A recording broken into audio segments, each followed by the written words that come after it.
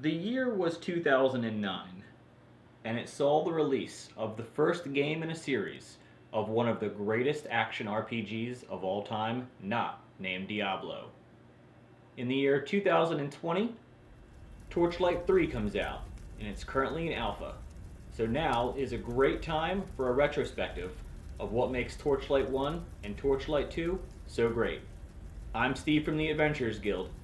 This is Game Night, and we're about to find out why these games burn so brightly. Game Night.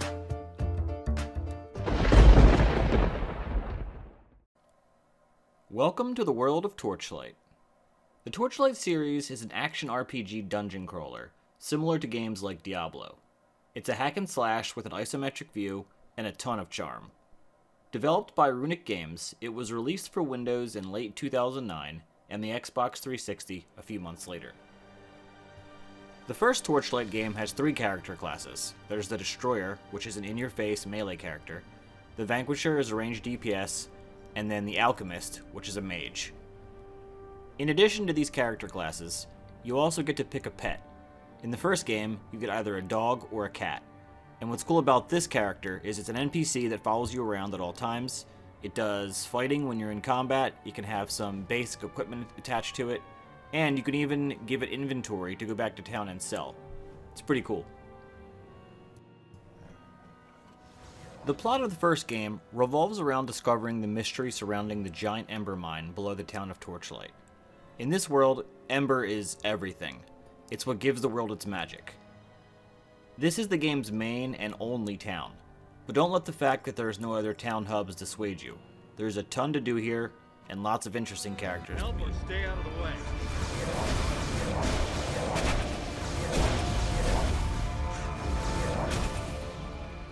Brink, over here! I can't hold them back much longer. You all right, Sil?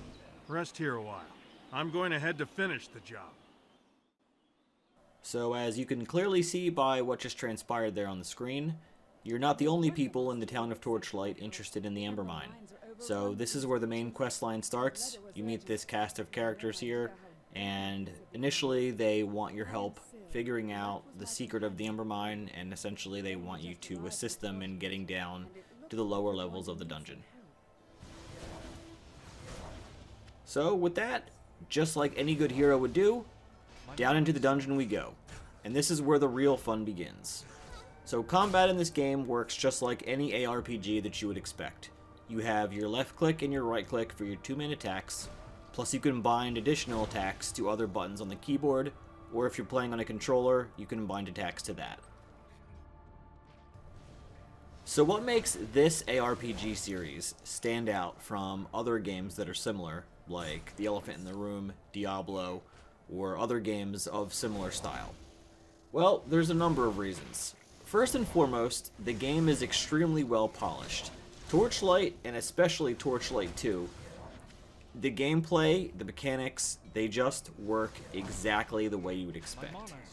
Second, and for me, arguably more important, most ARPGs are very dark, very scary, rated M games, and that's fine and great, and I still play them, and they're fantastic.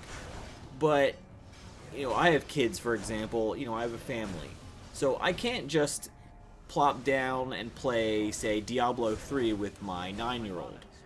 But a game like Torchlight, sure, I'm fighting here in this scene a giant, spider. He's a little scary. The game's not rated M. There's not blood everywhere. There's not crazy demons flying all over the place, doing all kinds of who knows what. The game is very stylized, it's cartoony, but not in a way that makes it childlike. It's appeals to everyone, timeless sort of style. And for someone like me, in my position, more often than not, it's exactly what I'm looking for. So, what else is cool about this game? There's two ways to level up in Torchlight. The first way is typical. An XP bar. You kill enemies, you fill the XP bar, you level up.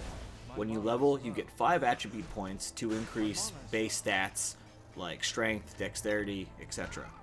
You also get a skill point which you can apply towards one of the 3 character classes' 3 individual skill trees.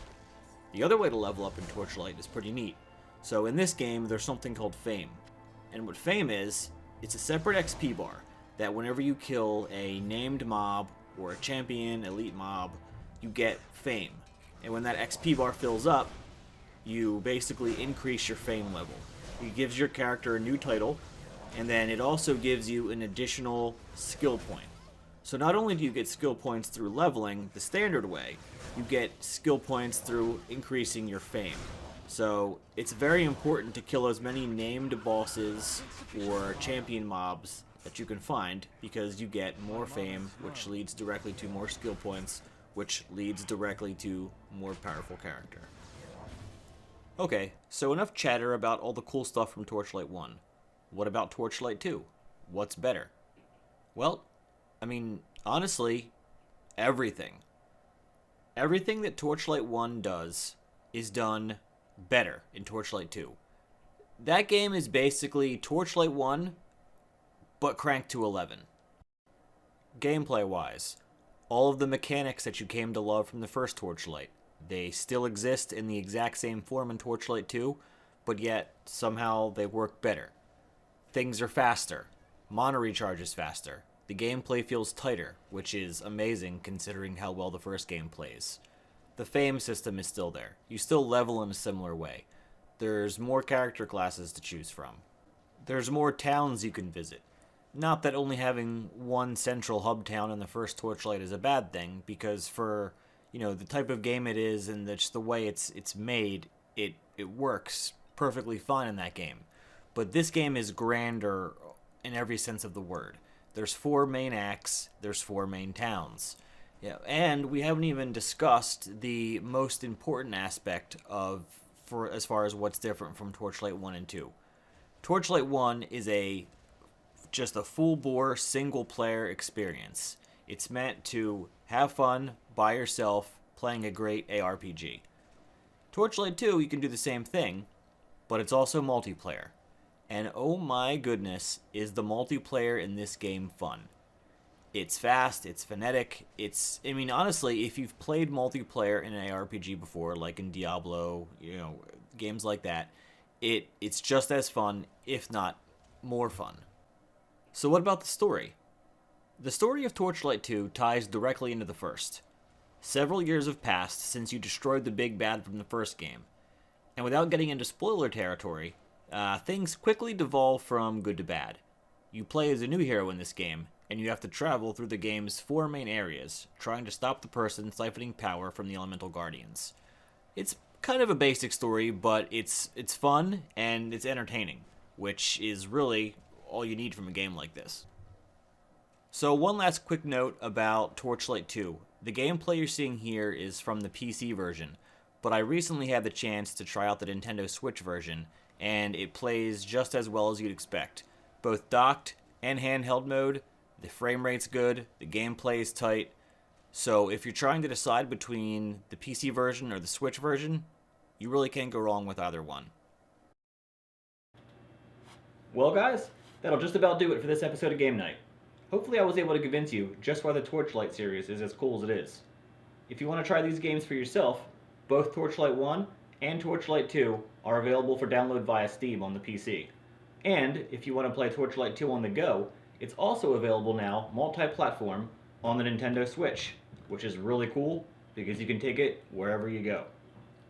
So I think now I'm going to go ahead and take some of the Ember that I got below the town of Torchlight and teleport out of here. For the Adventurers Guild, I'm Steve, and you've been watching Game Night. We'll see you next time. Peace out, Cub Scouts.